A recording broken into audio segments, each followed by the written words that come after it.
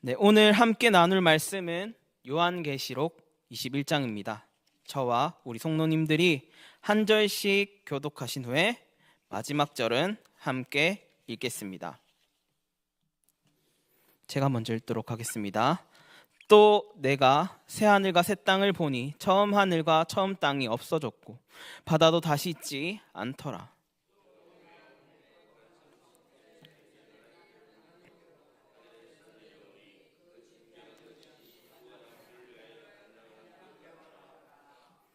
내가 들으니 보좌에서 큰 음성이 나서 이르되 보라, 하나님의 장막이 사람들과 함께 있음에 하나님이 그들과 함께 계시리니 그들은 하나님의 백성이 되고 하나님은 친히 그들과 함께 계셔서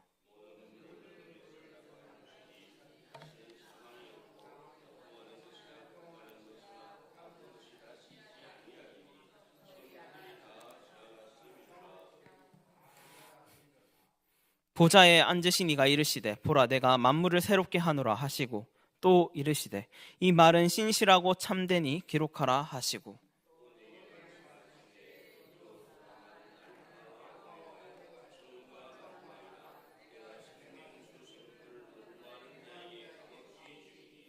이기는 자는 이것들을 상속으로 받으리라. 나는 그의 하나님이 되고 그는 내 아들이 되리라.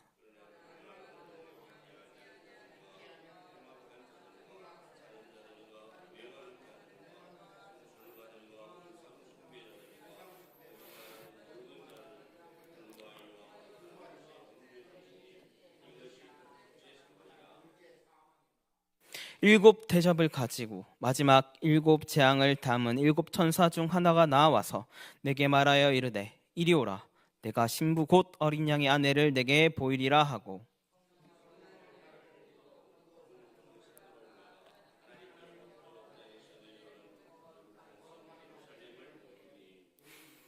하나님의 영광이 있어 그 성의 빛이 지극히 귀한 보석 같고 벽옥과 수정같이 맑더라.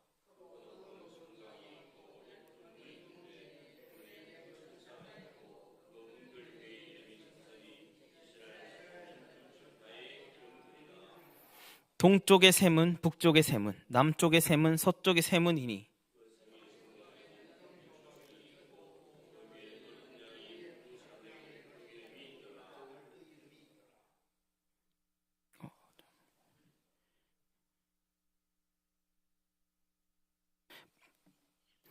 내게 말하는 자가 그 성과 그 문들과 성곽을 측량하려고 금 갈대 자를 가졌더라.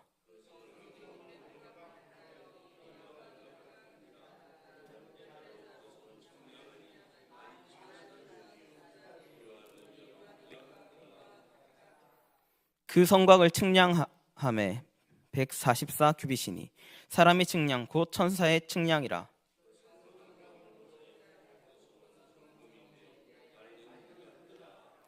그 성의 성곽의 기초석은 각색 보석으로 꾸몄는데 첫째 기초석은 벽옥이요, 둘째는 남보석이요, 셋째는 옥수요, 넷째는 녹보석이요.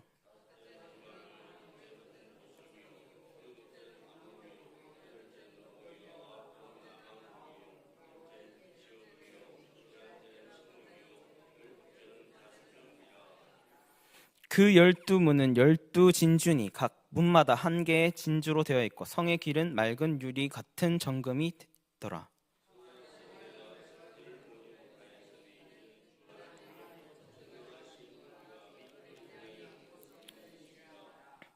그 성은 해나 달이나 비침이 쓸데없으니 이는 하나님의 영광이 비치고 어린 양이 그 등불이 되심이라.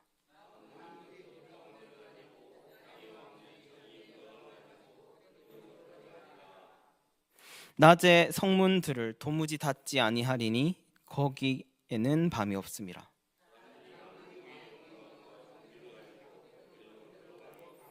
다 같이 읽도록 하겠습니다.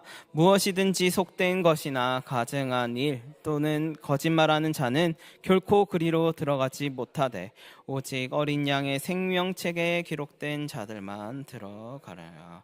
아멘. 네, 오늘 말씀은 요한계시록 21장입니다.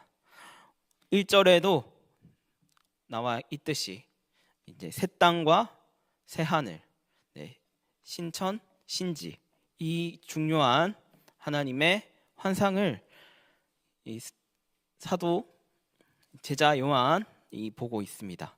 그리고 요한계시록의 말씀을 들으시면서 특히 그 배경에서 들으셨을 텐데 이 황제 도미티아누스라는 악한 왕이 큰 고난을 백성들에게 내릴 때 그 시기에 계시록을 적었습니다.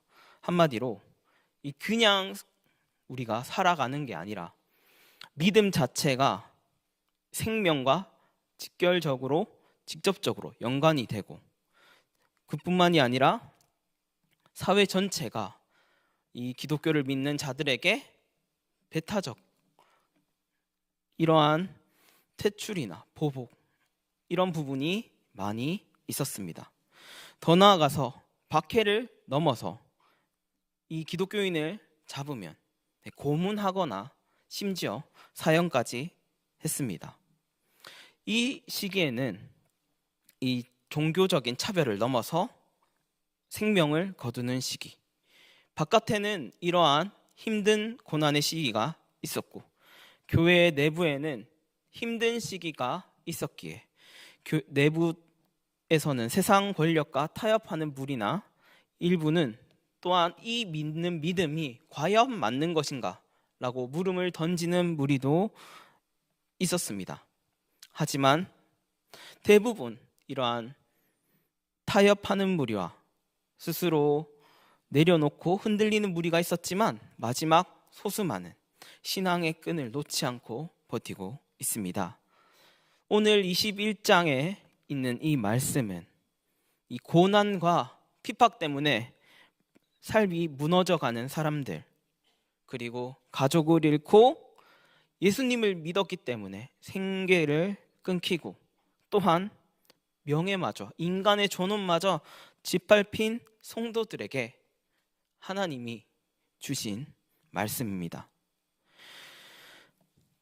이 말씀이 주어진 환경에서 성도들은 하나님이 사랑하신다고 이야기하셨는데 현실인 상황에서는 무너지고 악인은 번성하고 믿는 자는 죽어가고 있는 상황입니다. 특히 이 상황 중에서 사람들이 가장 유혹에 시달리는 것은 하나님은 과연 이 땅 위에서 통치하시는가라는 질문입니다. 특히 이 질문에서 그 성도들은 하나님께서 침묵하신 것 같은 그 모습이 가장 큰 고통이었고 가장 큰 유혹이었습니다. 특히 이러한 배경 속에서 요한계시록 21장은 압도적인 영광과 새로운 하늘과 새로운 땅을 이야기하지만 아직까지 성도들의 삶과 현실 속에서는 큰 고통이 가시지 않습니다. 그렇기에 이 제자 요한은 이 말씀을 붙들고 세상이 이기도록 우리에게 힘을 주고 있습니다. 사도 요한이 이 계시를 받을 때에는 로마의 잔혹한 박해 아래 눈앞의 현실에서는 승리의 조짐이 전혀 보이지 않았던 시기입니다. 그 절망의 자리에서 하나님께서 요한에게 새로운 하늘과 새 땅의 비전을 보여주셨습니다.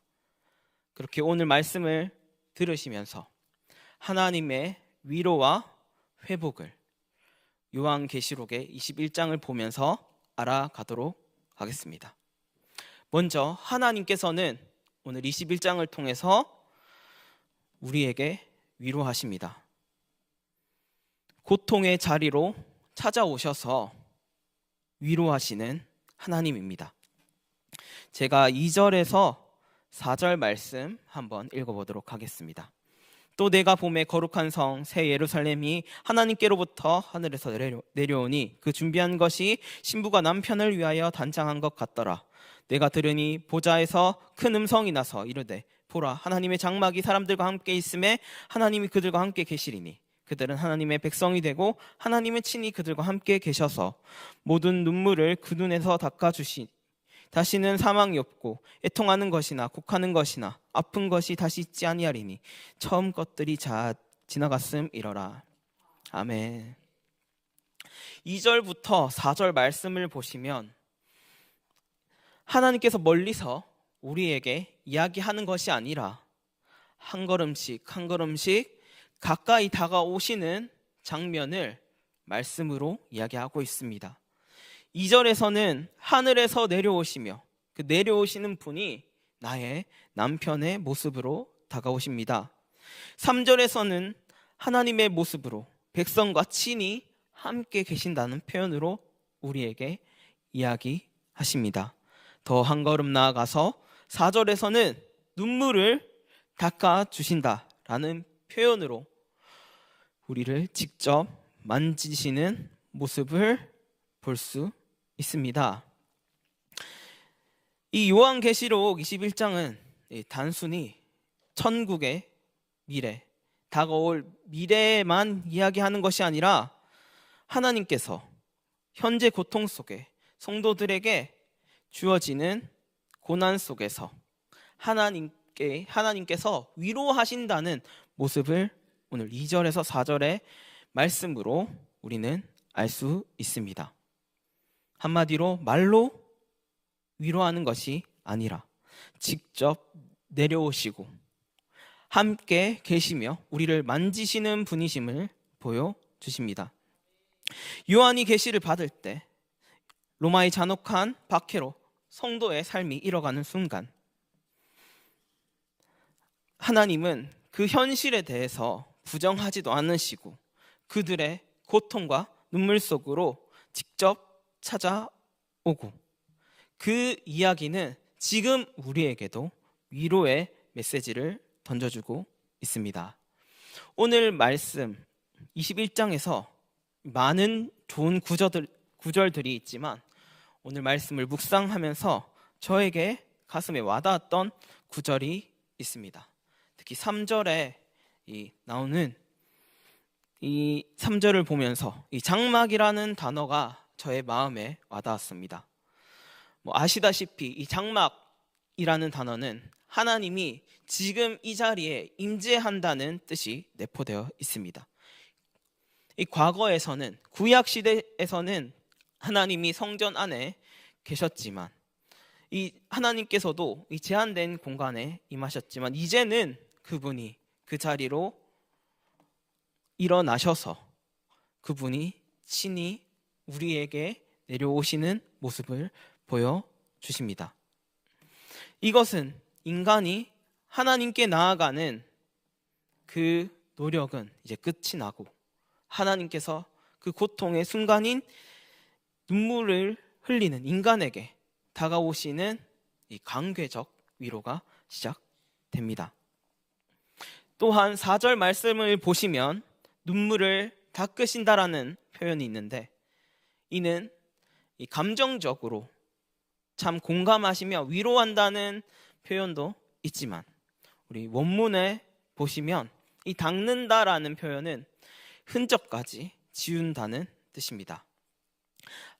하나님은 성도의 눈물 자체를 없던 일로 지우는 분이 아니라 그 눈물이 더 이상 나에게 권세를 갖지 못하게 하신다는 뜻입니다. 고통이 사라지는 것이 아니라 고통이 더 이상 나를 지배하지 못하는 그 위로로 이것이 오늘 말씀이 우리에게 주시는 위로입니다. 고통이 나를 지배하지 못하게 하고 하나님께서 그 고통이 은혜가 되게 하신다는 뜻입니다.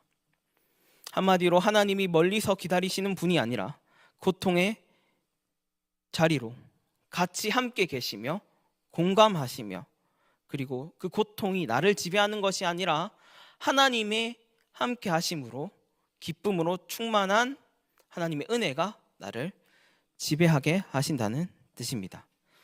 오늘 본문은 조금만 참고 기다려라라는 이야기를 하는 것이 아닙니다. 그리고 지금 흘리는 고난과 고통이 무의미한 행동이라는 것이 아닙니다. 오늘 말씀은 새하늘과 새 땅은 진짜 있고 그것은 말로만 헛된 희망이 아니라 진짜 이 나라에, 이 땅에 임하는 하나님의 위로임을 이야기하고 있습니다. 다시 말해 지금 우리가 당하는 고통은 하나님이 늦으시는 증거가 아니라 하나님이 우리에게 한 걸음씩 한 걸음씩 가까이 오고 있다는 이야기를 하고 있습니다. 그래서 이 말씀은 산다는 것이 너무 고통스러운 그 당시 성도들에게, 그리고 고난을 버티고 있는 우리에게 이렇게 이야기합니다. 하나님은 이 고통을 견디시는 자에게 그냥 멀리서 기록하시는 것이 아니라 직접 만지고 함께 하시고 위로하시기 위해 내려오신다고 이야기합니다. 고통이 끝나는 미래가 아니라 고통의 주인이 바뀌는 미래가 이미 시작되었습니다. 그렇기에 고통은 끝날 것이며 하나님은 그 고통의 마침표를 반드시 찍는다는 통치 선언입니다. 동시에 고난을 당하고 있는 성도들에게 하나님의 위로와 따뜻한 손길이 닿고 있다는 것을 이야기합니다. 이것은 하나님의 위로이자 또한 그 위로를 넘어서 우리를 회복시키게 하는 하나님의 뜻입니다. 이 두 번째로는 위로를 넘어서 우리를 회복시키시는 분임을 기억해야 합니다.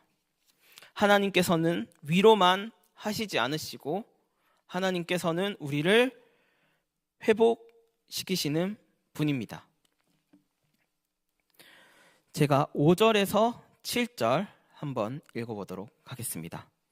보좌에 앉으신 이가 이르시되 보라 내가 만물을 새롭게 하노라 하시고 또 이르시되 이 말은 신실하고 참되니 기록하라 하시고 또 내게 말씀하시되 이루었도다 나는 알파와 오메가요 처음과 마지막이라 내가 생명수 샘물을 목마른 자에게 값없이 주리니 이기는 자는 이것을 상속으로 받으리라.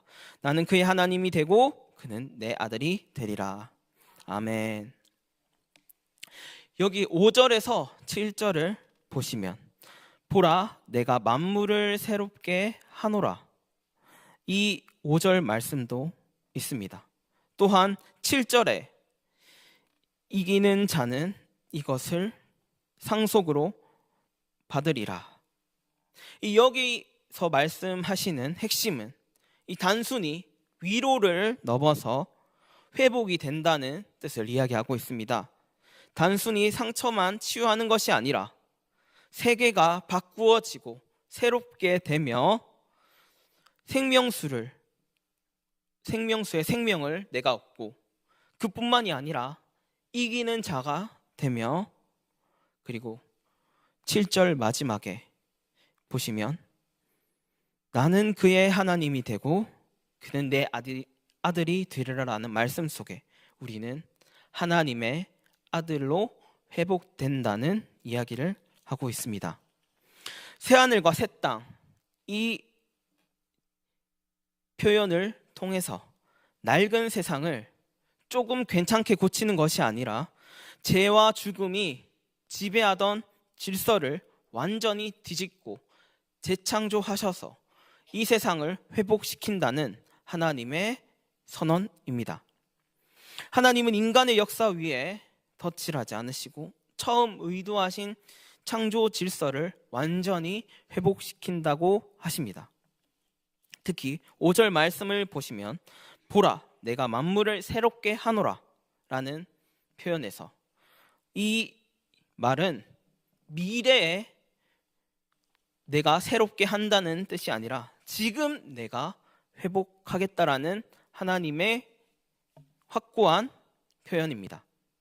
한마디로 회복은 먼 미래에 천국에서 일어나는 사건이 아니라 지금도 믿음 안에서 이미 시작되고 있다라고 이야기하십니다. 그렇기에 이 시작됨을 기억하고 붙드는 자들은 오늘 7절의 말씀처럼 이기는 자가 됨을 기억해야 합니다. 그리고 이기는 자는 이것을 상속을 받는다고 이야기합니다. 그리고 여기서 이김은 세상을 제압하는 우리가 생각하는 힘의 능력이 아니라 끝까지 믿음을 잃지 않고 하나님의 끝까지 고난 속에서도 신뢰하는 자에게 주어지는 하나님의 은혜입니다. 그리고 이 이기는 자는 영원한 생명수의 샘물을 상속으로 받고 하나님의 아들이 됩니다. 그렇기에 하나님을 믿는 성도들은 오늘 말씀에 나타나시는 하나님께서 우리를 살피시고 회복하시고 위로하신다는 것을 기억하셔야 합니다. 그래서 요한계시록의 말씀은 완벽한 세계의 재건이라기보다는 하나님께서 직접 다스리셨던 이 에덴 동산의 질서로의 회귀입니다. 그리고 재창조의 회복입니다.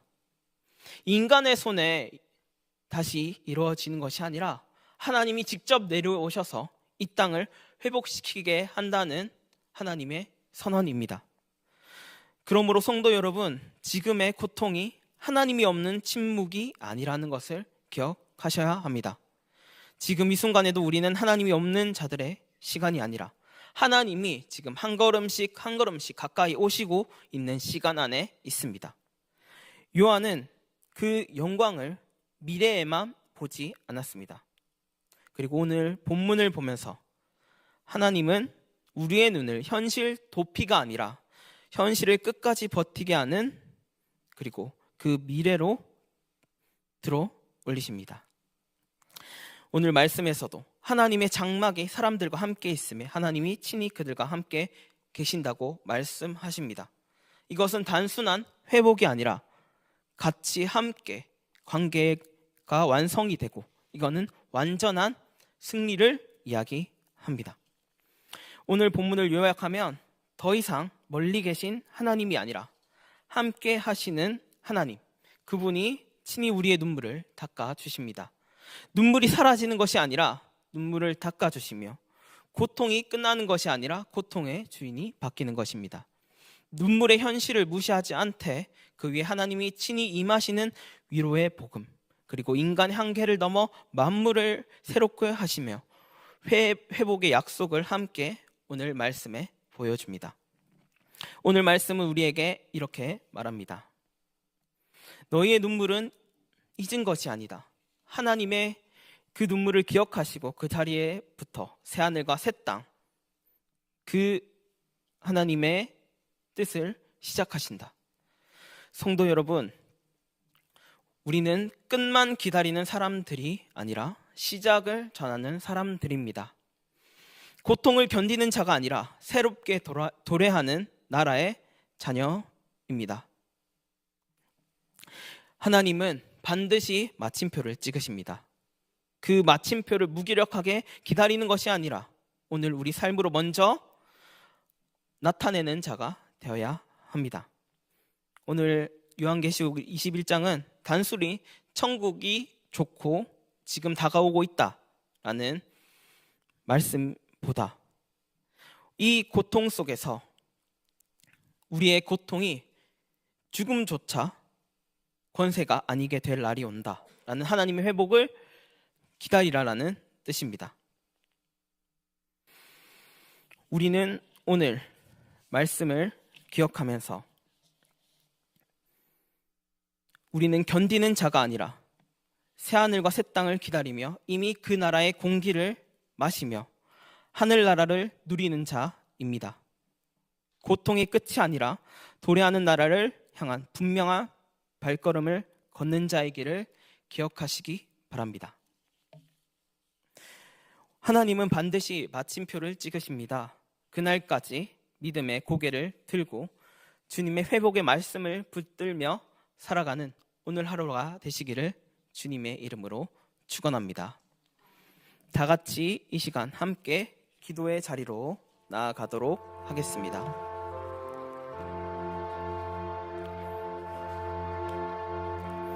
네, 먼저 오늘 함께 주신 말씀을 붙들고 함께 기도하기를 원합니다. 오늘 말씀, 하나님의 위로와 회복을 우리는 누리는 자가 되게 하시고 또한 주님의 뜻대로 살아갈 수 있도록 기도하도록 하겠습니다.